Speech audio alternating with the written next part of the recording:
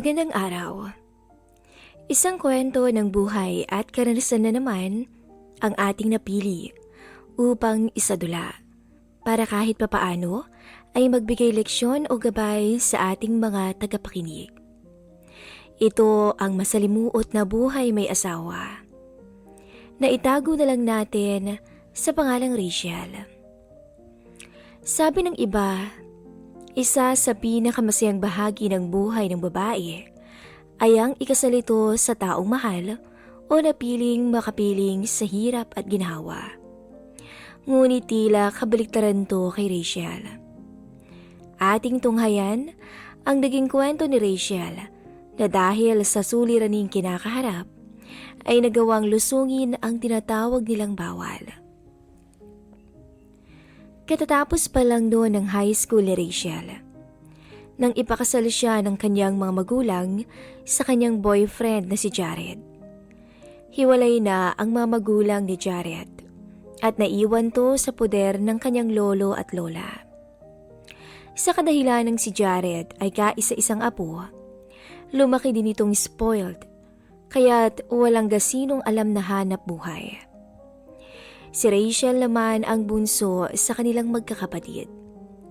Tanging ang isa sa mga kapatid niya na may asawa ang gumagabay sa kanya dahil ang mga magulang nito at iba pang mga kapatid ay nasa ibang bansa. Nang mabuntis si Rachel, hindi pumayag ang mga magulang nito na hindi sila ipakasal.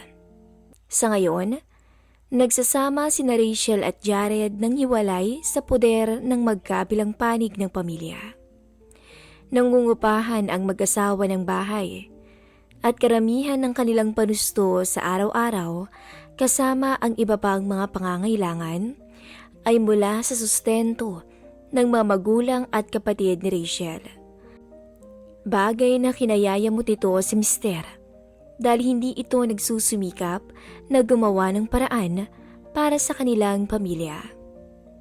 Binigyan ng mga magulang ni Rachel ng tricycle si Jared upang ipamasada. Subalit tamad to at ipinapagamit sa iba. Ibinaboundary na lamang ang tricycle kaya't nahati pa ang dapat na buong kita nito maghapon. Hindi lumilipas ang isang linggo na hindi nag-aaway ang mag-asawa. Kaya't madalas nawala si Jared sa bahay dahil umuuwi ito sa matatanda upang magpalipas. May mga panahon pang pagmatindi ang kanilang bangayan. Halos 2 linggo bago umuwing muli si Jared sa misis. Hindi naman nahihirapan sa panggasto si Rachel kahit wala si Jared dahil na rin sa regular na sustento ng mga magulang at mga kapatid. Minsay pumapabor pa nga to sa kanya dahil nababawasan ang kanyang gastos. Ang kanyang baby naman ay sa kanya nagbe-breastfeed kaya hindi siya namumroblema masyado. Tanging diaper lamang at iba pang pangangailangan ng sanggol ang kanyang tanging binibili. Dahil gusto din naman ni Rachel na kumita na mula sa kanyang sarili, nagpa siya siyang mag-aral ng maiksing kurso at upang makapaglibang na rin. Nag-enroll siya ng computer course na tuwing Sabado lamang ang pasok at dahil wala siyang mapag-iiwanan sa kanyang anak, isinasama niya ito sa eskwelahan, sakay ng stroller nito at bitbit ang iba pang mga gamit ng baby.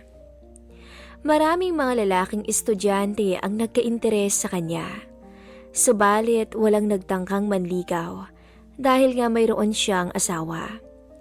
Puro palipad hangin lang na kinakibit o kinikibit balikat niya na lang at idinadaan na lamang sa ngiti. Maganda si Rachel. Bilugan ang muka. Hindi ito kaputian subalit makinis. May 2 biloy sa pisngi na halatang halata lalo na pag siya ay ngumingiti. Hindi siya matangkad subalit tama lang ang kanyang taas na tumutugma sa korte ng kanyang katawan. Naging malapit siya sa kanyang guro na si Mark, na nooy 30 anyos, subalit wala pa ring asawa.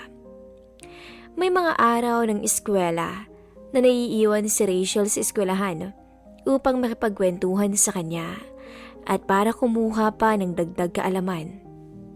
Mabilis silang nakapagpalagay ng loob dahil likas na mapagbiro rin si Mark at si Rachel naman ay hindi basta-basta napipikon at siya yung tipo ng babaeng game sa lahat ng oras. May mga pagkakataong inihahatid ni Mark si Rachel at ng baby sa bahay na inuupahan nito dahil hirap itong umuwi lalo na kapag maraming daladala. Kaya't nalaman din ni Rachel na 2 kanto lamang ang layo nito sa bahay ni Mark. Hindi naman lingid sa mga klase ni Rachel na masyado silang malapit ng guro, kaya't hindi maiwasang may lumitaw na chismis na meron silang relasyon. Itinatanggi naman to ng iba at sinasabing magkaibigan lamang sila dahil siya ay babaeng may asawa na. May mga pagkakataon ding tumatawag si Rachel kay Mark sa cellphone nito upang magtanong tungkol sa mga pinag-aralan nila. Pero nauuwi sa kwentuhan at matagal na tawagan o kaya naman ay sa text messaging. Madalas ding hinihinga ni Rachel si Mark ng payo at pinapayuhan naman to ng lalaki ng may halong biro. Kaya't napapangiti na lang to at nababawasan ang dinadalang suliranin. Isang gabi, tumawag si Rachel kay Mark at hiniling na kung pwede ay pumunta siya sa bahay na inuupahan nito. Hello, sir? Hello? Oh, Rachel, bakit? Pwede ka bang pumunta dito sa bahay? Ha? Anong meron? Wala po. Basta punta ka. Nagtanong pang muli si Mark bago tutuluyang pumayag. May problema ba? Wala po, sir. Basta punta ka. Kailangan kita. May kailangan ako sa'yo pala. Ano ba yan? Nangingiting sambit ni Rachel habang kausap ang instructor sa kabilang linya. Napatawa naman si Mark sa kanyang narinig. Subalit hindi naman niya to binigyan ng ibang kahulugan. O sige, punta ako dyan. Sige po, dalian mo ha. May pagka-isolated ang dating ng bahay na inuupahan ng mag-asawang Jared at Rachel. Hindi ito kagaya ng tipikal na paupahan na isang linya at dikit-dikit na pinto. Marahil, ito ay isang bahay na dating tinirahan ng isang pamilya na lumipat o ng ibang bansa at pinaupahan na lamang. Mayroon itong mataas na bakod at garahe na rin sa loob. Hindi nakakandado ang gate ng bahay kaya't madaling nakapunta si Mark sa loob. Nakita pa nito ang tricycle na nakagarahe kaya't napaisip siya. Bakit siya pinapapunta ni Rachel kung naroon naman ang mister nito? Nakilala na rin ni Mark si Jared nang minsay sunduin nito ang kanyang misis sa eskwelahan. Madilim ang loob ng kabahayan at tanging ang ilaw lang na nagmumula sa kusina ang bukas, kaya't alanganin pang kumatok si Mark sa pintuan. Subalit dahil naroon na lang rin naman siya, itunuloy pa rin niya ang pagkatok. Rachel, tawag nito sa kanyang estudyante habang nag-aantay sa pinto. Maya-maya pa, bumukas ang pinto at si Rachel ang nagbukas nito. Nakasuot lamang to ng maiksing palda na manipis at loose na t-shirt. Kaya naman medyo naantig si Mark sa magandang tanawin mula sa mistisang estudyante. Ngumiti si Rachel sa kanya at niyaya siyang tumuloy sa loob ng bahay. Sir, tuloy ka po.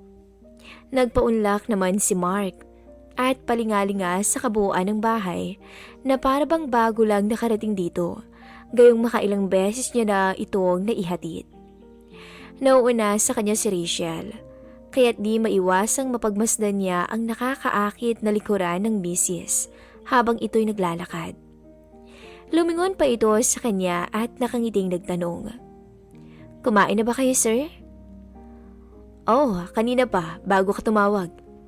"Ikaw, nag-dinner ka na ba?" "Opo." Tumungo si Rachel sa kusina upang magluto at sumunod naman si Mark dito. Humatak siya ng isang upuan at naupo sa harap ng hapag. Si Rachel naman ay tuloy lang sa paghahanda ng kanyang iluluto. Ano nga palang kailangan mo? Tanong ni Mark. Napatawa si Rachel sa pag-amin nito sa kanyang ginawang alibay. Wala. Naiinip lang talaga ako. Yayayain sana kitang mag-inom eh. Umiinom ba kayo? Oo, umiinom ako. Akala ko naman kung ano na. Nag-away na naman ba kayo ng mister mo? Yup, kahapon lang. Kaya, ayun, umalis na naman. Gusto ko na ngang hiwalayin eh. Nakakainis na. Aba, wag. Kawawa ang bata. Kulang lang kayo niyan sa pag-uusap. Kahit naman kausapin ko, parang di naman nakikinig. Nakakasawa na rin. Oy, hayaan mo muna. At baka, banda-banda dyan eh, maisip din niya na mali siya. Huwag kang magpadalos-dalos. At baka pagsisihan mo din sa huli. Hindi na lamang kumibo si Rachel. At maya-maya'y binago na ang usapan. Ano bang gusto mong pulutan, sir? Kahit ano, basta't maanghang. Maanghang? Wag yun. Oh, akala ko ba'y mahilig ka rin sa maanghang? Oo, pero wag ngayon. Maanghangan yung lips mo eh. Eh ano naman? Baka kasi gamitin mo eh. Pilyong biro ni Rachel. Tsaka nakangiting tumingin kay Mark kasabay ng pagtaas ng 2 kilay nito. Sumulyapang muli si Rachel bago ito tumalikod upang tumungo sa kalan na malapit lang sa lamesa. Nakatingin naman si Mark sa kanya na tila nakuha ang ibig sabihin ng biro ng babae. At dahil sa biro nito, mukhang nag-iba ang ihip ng hangin. Gwapo din naman si Mark. Marami rin siyang naging mga estudyanteng babae na nagpapapansin sa kanya, dalaga man o may asawa. Hindi niya lamang to sineseryoso kahit na wala siyang asawa, sapagkat mahalaga sa kanya ang kanyang propesyon at alam niyang bawal sa isang guro ang magkaroon ng relasyon sa kanyang estudyante. Subalit sa ganitong pagkakataon, inutil na lang ang manok kung hindi niya tutukain ang palay na kusang lumalapit sa kanya. Wala ka bang ibang damit? Tanong ni Mark kay Rachel. Lumingon naman to sa kanya sabay tanong ng, bakit po? Masagwa bang suot ko? Hindi naman, kaya lang eh. Nahihiya akong tumingin dyan sa suot mo. Napatawa si Rachel sa tinura ni Mark, tsaka sumagot.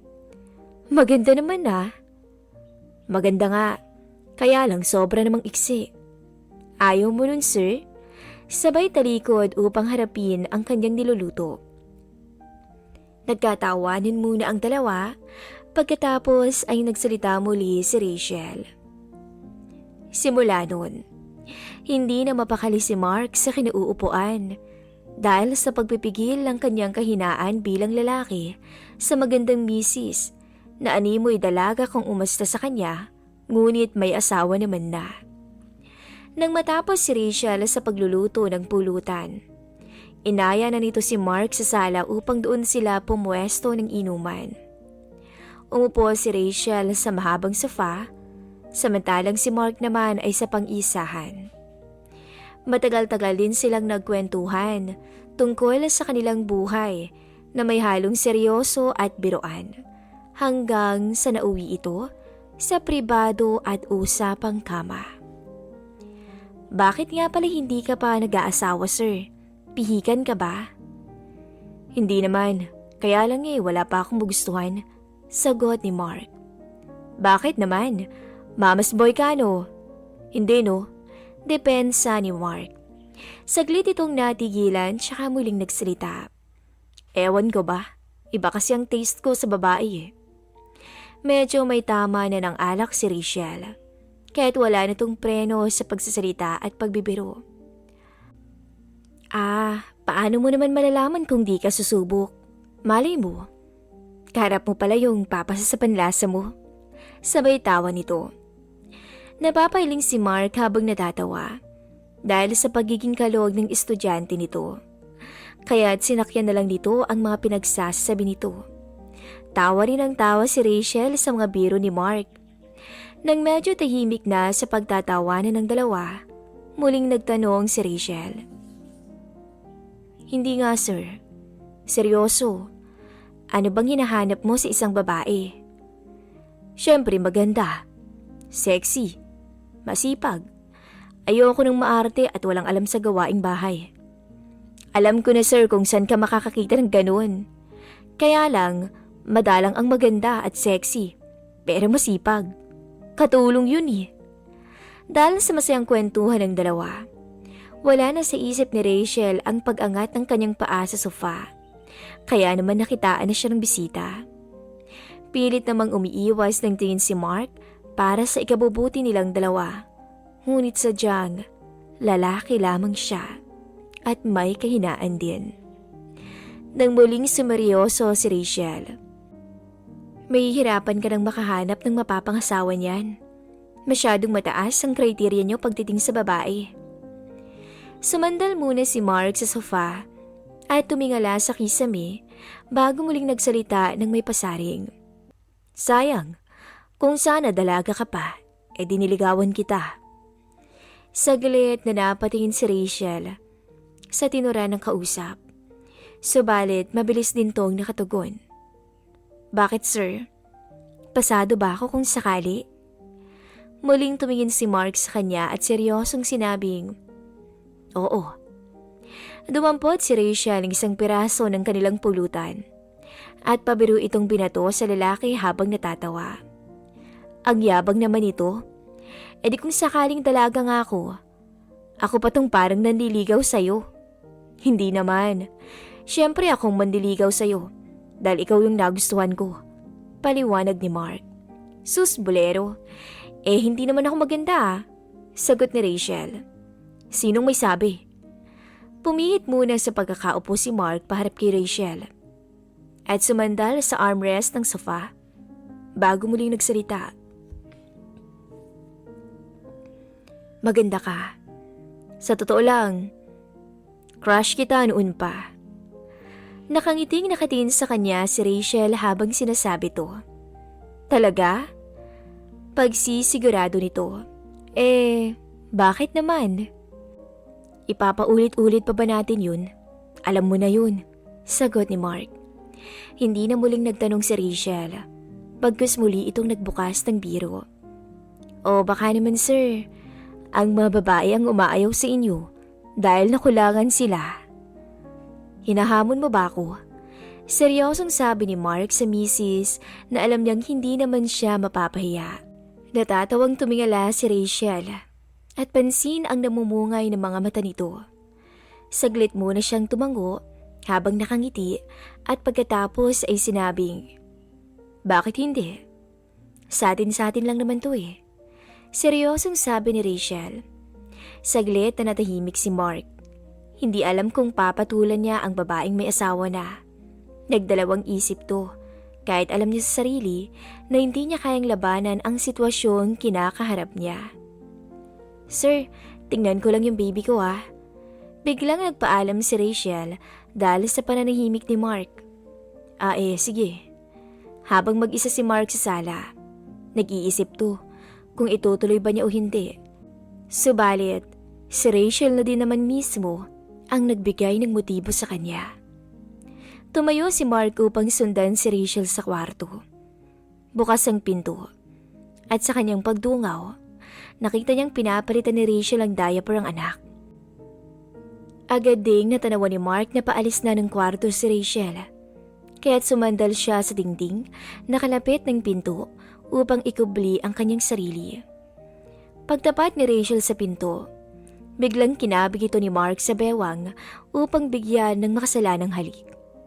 Ikinagulat to ni Rachel, kaya't natulala pa to habang nakadikit ang mga labi niya sa lalaking hindi naman niya asawa.